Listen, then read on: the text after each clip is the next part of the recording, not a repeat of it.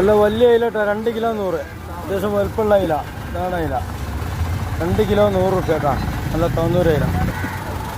Super വത്തലുണ്ട്, നല്ല പപ്പൻസ് ഉണ്ട്, നെയ്മീനുണ്ട് 300. നല്ല പച്ചമീൻ പപ്പൻസ് ഉണ്ട് 340. നല്ല സൂതുണ്ട് 140 റുപ്യ. അടിപൊളി സൂത. വലുപ്പമുള്ള കൂന്തലുണ്ട് 140.